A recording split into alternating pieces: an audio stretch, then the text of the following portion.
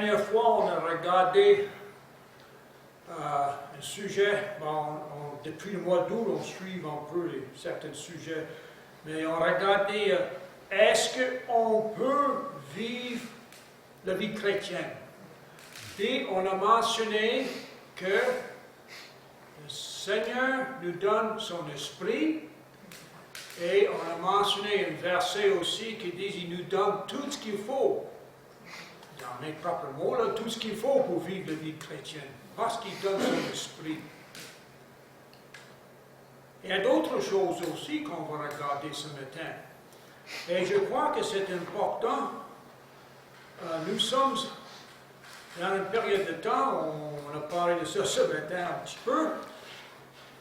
Tout est, on est dans un temps intéressant, là. Et tout est incertain dans toute la société. Mais est-ce qu'on peut vivre la vie chrétienne pareille? Et je crois que ça c'est important, de vraiment regarder ça. Le Seigneur nous donne son esprit, mais il nous donne d'autres choses. Puis on va voir ça dans le psaume 119.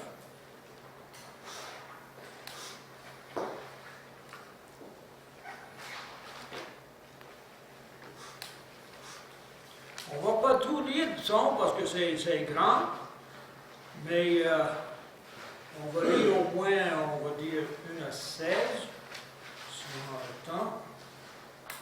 Je vais essayer d'arrêter ici par heure. Mes poches sont remplies de toutes sortes de choses maintenant.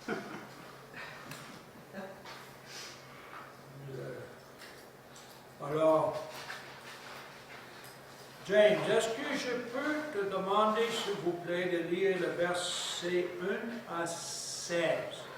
1 à 16 dans le psaume 119. Heureux ceux qui sont intègres dans leur foi, qui marchent selon la loi de l'Éternel. Heureux ceux qui gardent ses préceptes, qui le cherchent de tout leur cœur, qui ne commettent point d'iniquité et qui marchent dans ses voies. Tu as prescrit tes ordonnances pour qu'on les observe avec soin. Puissent mes actions être bien réglées, afin que je garde tes statuts. Alors je ne rougirai point à la vue de tous tes commandements. Je te louerai dans la droiture de mon cœur, en apprenant les lois de ta justice. Je veux garder tes statuts. Ne m'abandonne pas entièrement. Comment le jeune homme rendra-t-il pur son sentier en se dirigeant d'après ta parole? Je te cherche de tout mon cœur. Ne me laisse pas m'égarer loin de tes commandements. Je serre ta parole dans mon cœur, afin de ne pas pécher contre toi. Béni sois-tu, ô Éternel. Enseigne-moi tes statuts. De mes lèvres, j'énumère toutes les sentences de ta bouche. Je me réjouis en suivant tes préceptes, comme si je possédais tous les trésors. Je médite tes ordonnances. J'ai tes sentiers sous les yeux. Je fais mes délices de tes statuts. Je n'oublie point ta parole. Merci. Avant d'aller trop loin, on va prier. Seigneur notre Dieu, merci qu'on peut venir ici et merci qu'on peut ouvrir ta parole. Et nous prions, Seigneur, que tu diriges dans l'enseignement et que chacun de nous peut recevoir quelque chose de spécial de ta parole. Quelque chose, on va dire, personnel, quelque chose qu'on peut prendre, qui peut nous encourager, nous fortifier et nous aider. Merci. Parce que nous avons ta parole dans une langue qu'on peut comprendre et qu'on peut le lire. Et on veut te rendre gloire. Au nom de Seigneur Jésus. Amen. Amen. Alors, une des choses que nous avons, c'est que, comme j'ai dit, le Seigneur nous donne son esprit. Et une autre chose que le Seigneur nous donne, c'est la parole de Dieu. On va regarder si vous lisez à un moment donné le psaume 119, vous allez voir, c'est rempli. Et je crois que parfois, comme chrétiens, on n'apprécie pas assez souvent la parole de Dieu comme on devrait. Et dans le psaume 119, Je vais juste lire une petite note en bas ici. Le psaume 19 est divisé en 22 sections de 8 versets, correspondant aux 22 lettres de l'alphabet hébreu. Maintenant, je ne connais pas l'hébreu, je ne vais pas vous donner l'alphabet. Et si quelqu'un connaît ça un peu, même si je vais essayer, vous allez savoir tout de suite, je ne le connais pas.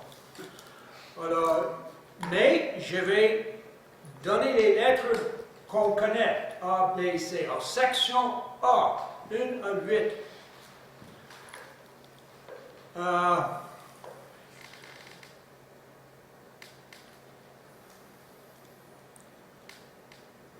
Nous ne savons pas la date de ce psaume. Les savants bibliques, ils pensent que le psaume a été écrit plus tard dans l'histoire d'Israël, peut-être quelque temps après l'exil. La Bible chronologique met le psaume après Néhémie 7:6. Et nous ne savons pas non plus l'auteur humain. Mais on va regarder maintenant les versets. Heureux. Et lorsqu'on parle on voit le mot heureux ceux qui sont intègres dans leur foi. Vous savez la définition de l'intégrité. Si je donne les mots contraires, corruptible, malhonnête, corrompu. Le monde reconnaît l'intégrité, que c'est quelque chose de bon, puis il cherche ça. Il cherche ça dans les leaders aussi, puis je trouve que dans nos temps qu'on demeure, il y a très peu de leaders, spécialement les leaders politiques, qui ont une intégrité. Et le monde cherche pour l'autre personne, pas nécessairement pour eux-mêmes, mais l'autre doit avoir l'intégrité. Alors, il voit que c'est une bonne chose.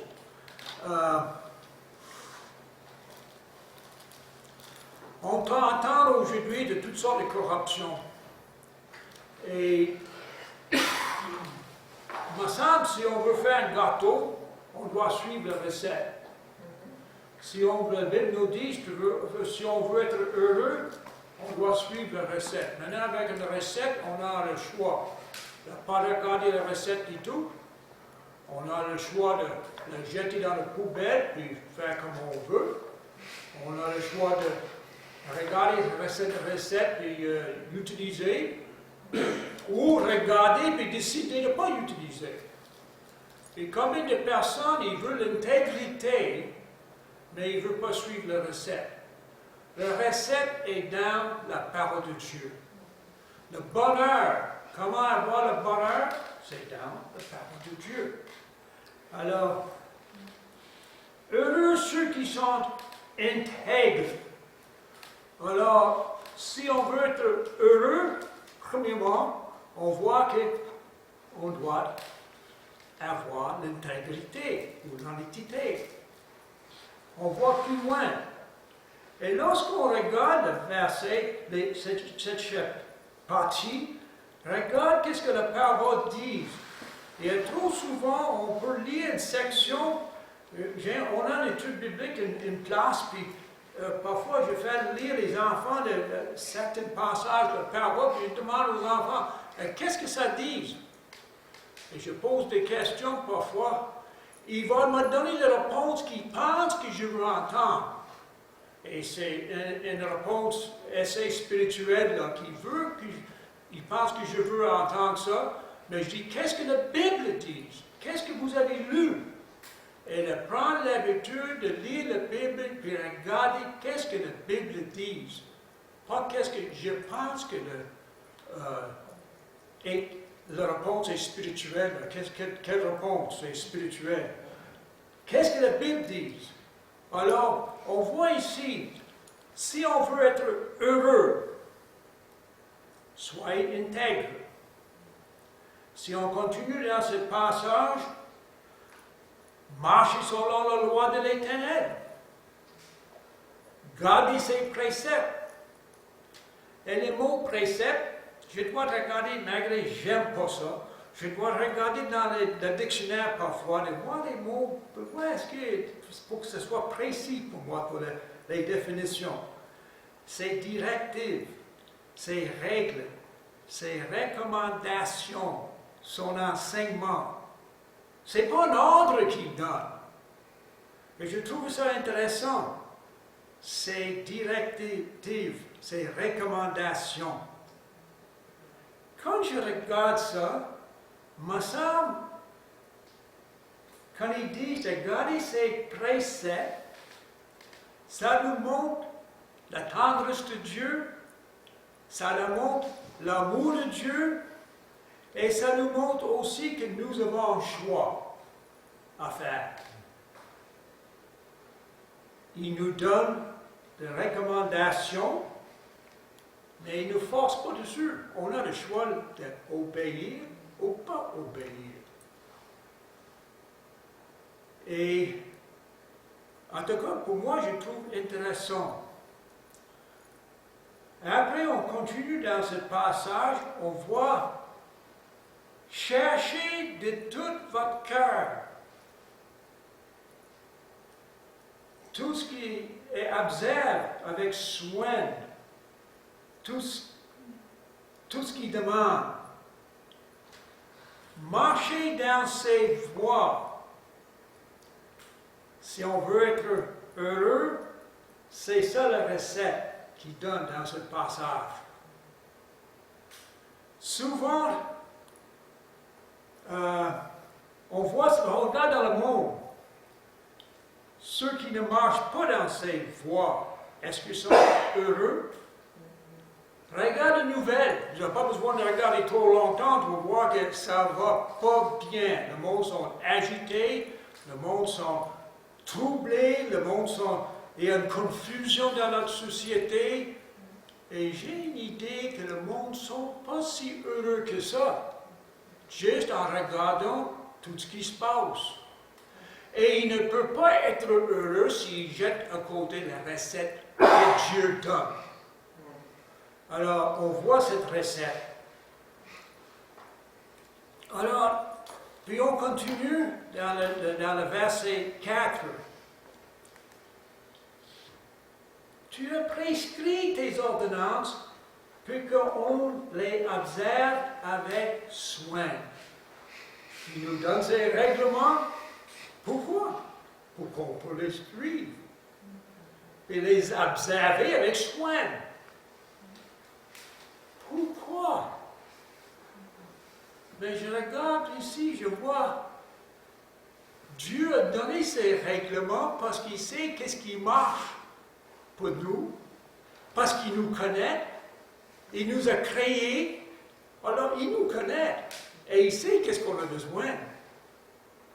Et je trouve ça vraiment très beau de voir que Dieu, il nous connaît, il veut qu'on soit heureux, il nous donne les règlements et tout ce qu'on doit faire un choix de suivre ces règlements. Le verset 5, on voit ici, on voit ses désirs dans son cœur ici, que mes actions soient bien réglées, ou en ordre, ou contrôlées. Pourquoi il veut ça? Pourquoi? Ils disent, le verset 5, afin que je garde tes statuts. Et ça continue dans le verset 6, pour que je ne rougisse pas, que je ne sois pas dans l'honte. Et pour que je puisse te louer, de suivre les règlements de Dieu pour qu'on peut le louer. Je trouve ça intéressant. Et le plus qu'on est heureux et on suit le Seigneur, le plus que ça va déborder. On va louer le Seigneur. Et c'est ça qu'il veut. Il veut qu'on soit heureux et loue son nom. Si on continue,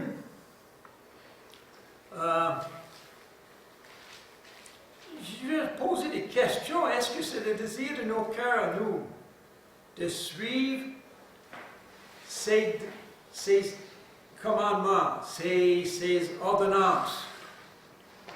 Est-ce que c'est au fond de nos cœurs? On est tous des êtres humains. Et je sais qu'on est attiré vers les choses du monde trop souvent.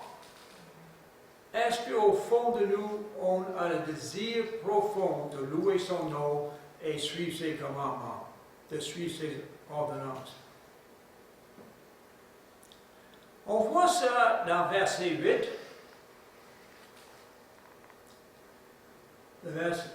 Je veux garder tes statuts. C'est le désir de son cœur. Mais remarquez dans verset 8, ne m'abandonne pas entièrement. On voit c'est sa supplication ici. Ne m'abandonne pas, j'ai besoin de toi. Le pasteur l'a mentionné, et on a parlé de ça aussi dans Jean chapitre 14. On a parlé que le Seigneur nous donne son esprit qui demeure, souvenez-vous, éternellement. Et je crois que ça c'est très important. Ici, il fait une supplication, ne m'abandonne pas. Je ne sais pas si vous avez lu la vie du roi Saül dans l'Ancien Testament. Le Seigneur l'a abandonné et Saül était hors de lui-même. Pensez un peu. Pensez que Dieu peut m'abandonner. C'est terrible ça. Et quelle consolation de savoir qu'une fois qu'on accepte Jésus-Christ et le Saint-Esprit demeure en nous, il est là pour toujours, éternellement. Il ne va pas nous abandonner. On a étudié le mois d'août, je pense que Dieu est fidèle. Il est là pour nous. Et dans ces temps difficiles, il y en a qui disent que c'est difficile. Et lorsqu'on écoute la radio, on voit que, je pense que le média fait un peu une grande histoire avec personnellement, puis faire des choses pires encore. Mais le monde sont découragés. Le Seigneur dit, il ne va pas nous abandonner. On peut, nous, l'abandonner. On peut glisser à côté, mais il est toujours là avec son amour et sa grâce. Et il attend qu'on aide l'ennemi. Il nous aime. Et il est fidèle. Là, je vois que peut-être je vais manquer de temps, je vais essayer d'aller plus vite un peu. Si on regarde maintenant le verset 9 à 16, deuxième partie, partie B, on voit des questions ici. Comment un jeune homme ou une jeune femme rendre-t-il pur son sentier? Et ça, en dirigeant, il donne la réponse, en dirigeant après la parole. C'est toujours la parole. Il est la boussole. J'ai amené une boussole, puis j'ai pas beaucoup de temps pour J'ai amené une boussole, puis vous savez, une boussole va pointer toujours vers le nord magnétique. Toujours. Je peux virer ça en arrière, je peux faire toutes sortes de choses avec, mais il va toujours pointer vers le nord. La parole est là pour nous aider et nous diriger. Je vais vous encourager, chacun de nous, de lire la parole. Je ne dis pas que vous ne lisez pas, mais je sais une chose, qu'il y a beaucoup de places, les chrétiens ne lisent pas. Et tout ce qu'ils ont, c'est dimanche matin. Et je vous encourage, même je vous encourage à lire le psaume 119. Et si vous n'avez pas l'habitude de lire régulièrement la parole de Dieu, prends le psaume 119, lis-le pas tout complètement, là. Prends 8 versets, une section à la fois, 10 versets par jour. Mais commencez de lire chaque jour la parole de Dieu. Comment un jeune homme, le verset Le verset 9. Comment un jeune homme rendait-il pur son sentier? En dirigeant après la parole. On voit le verset 10. Je te cherche de tout mon cœur. Est-ce que ça, c'est nos désirs, nous? Laisse-moi pas m'égarer loin de tes commandements. Oh, ça doit être la prière de chacun de nous. Seigneur, garde-moi en trac. Garde-moi. Verset 11. Je sers ta parole dans mon cœur afin de ne pas pécher contre toi. Je vous encourage, si vous n'avez pas l'habitude de le faire, de mémoriser la parole de Dieu. Je dois vous dire, honnêtement, ça c'est un des devoirs que je trouve le plus dur, de mémoriser la parole. Moi, là, je lis quelque chose, puis c'est parti le lendemain. C'est vraiment le même avant le lendemain. C'est très difficile, mais je vous encourage de faire un effort, de mémoriser la parole de Dieu, de serrer dans votre cœur. J'ai été surpris une place pour la Rivière-Bleue, là où on a demeuré, il y a une ancienne chapelle, là, puis on essaie d'ouvrir à un moment donné. Puis on fait des visites. J'ai rencontré des personnes qui allaient là autrefois à l'école dimanche. Ils ont mémorisé les versets bibliques et la personne m'a donné encore le verset, certains versets. Je dis, waouh! La personne n'allait non pas, la personne n'allait pas avec nous au fraternel. Je ne sais pas si la personne a été sauvée. Mais ça m'a montré l'importance de mémoriser la parole de Dieu. Si il enlève nos Bibles, à un moment donné, ici dans le pays, est-ce qu'on va connaître la parole? Est-ce qu'on a la parole dans nos cœurs assez pour être capable de faire rappeler la parole de Dieu? On a le privilège d'avoir la parole de Dieu, la liberté de lire. Mais on sait que d'autres parties du monde, ils n'ont pas ce privilège. La parole de Dieu va nous protéger. Est-ce que je cherche de tout mon cœur? Est-ce qu'on le sert dans nos cœurs? Ça va nous protéger quand le péché, j'en ai avec moi aussi, le stock de mouche. Et mettre ça sur vous est garanti des Américains, c'est au bout du mille. J'utilisais ça autrefois dans le bois. Je l'utilise plus beaucoup maintenant. Ils devaient l'utiliser comme parfum pour le COVID. Parce que ça va éloigner les moustiques et tout le monde le trouve aussi. Là. Et ça, c'est garanti. Alors, je ne suis pas vendeur. Alors, je veux juste... Mais la parole de Dieu nous protège. Les piqûres de mouches, c'est comme le péché ou les choses du monde. Là. Et ça fait éloigner ces mouches, ces maringouins. Mais la parole de Dieu va faire éloigner le péché de nous. La tentation va être là. Mais on va se diriger vers la parole de Dieu. Alors, on voit dans le verset 13, il parle d'enseigner, enseigne-moi tes statuts. Et verset 14, je me réjouis en suivant tes préceptes. Est-ce que c'est une joie de suivre le Seigneur? Je médite ses ordonnances. Est-ce qu'on fait méditer la parole de Dieu? Est-ce qu'on lit, puis c'est fini? Ou est-ce qu'on pense dessus, puis pense dessus, puis pense dessus? Méditer la parole. Est-ce que ça, on fait marcher, on va dire, en constamment la parole de Dieu?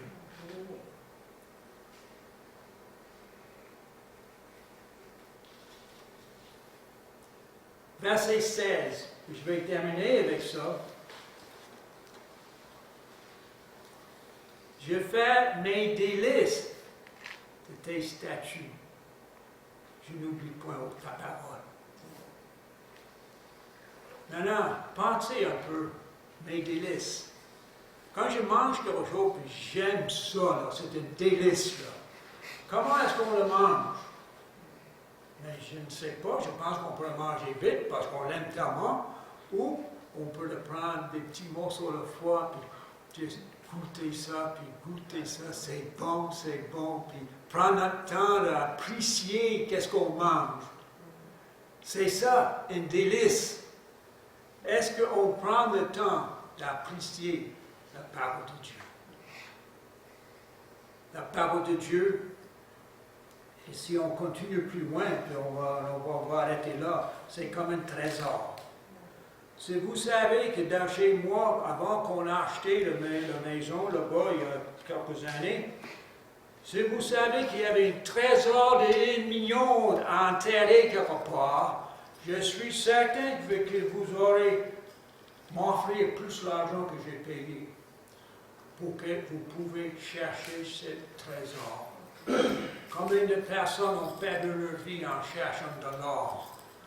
Lorsque je vois des photos de Klondike dans le Yukon, lorsqu'ils ont sorti de bateau, puis doivent monter les montagnes pour aller vers les mines d'or, là, puis tu vois des lignes, puis des lignes dans le temps de chercher d'or dans ce coin-là, puis combien de personnes ont perdu leur vie juste en montant le col. Ils n'ont pas trouvé de l'or, ils n'ont pas même allé proche encore là, juste en montant la montagne. Est-ce que pour nous, la parole de Dieu, c'est un trésor? Est-ce qu'on prend le temps dans la parole de Dieu? Et laissez le Seigneur nous remplir de sa joie, son amour et sa grâce. Parce que dans ce temps ici, on a besoin de la parole de Dieu. Il nous donne tout pour vivre pour le Seigneur, son esprit et la parole. Mais on a une responsabilité. La recette, on peut jeter de côté. On a la responsabilité de lire et méditer la parole de Dieu. Et laissez le Seigneur nous remplir comme il veut. Parce que c'est un délice. Prions. Seigneur notre Dieu, merci pour la parole de Dieu. Merci pour chacun ici. Bénis-les, fortifie-les, encourage-les, soutiens-les. Et je prie, Seigneur, que tu les aides chacun de regarder vers toi et fixer leurs yeux vers l'Éternel. C'est là que vient notre force, notre courage. C'est toi notre forteresse, notre rocher. Et tu es là dans le temps de besoin.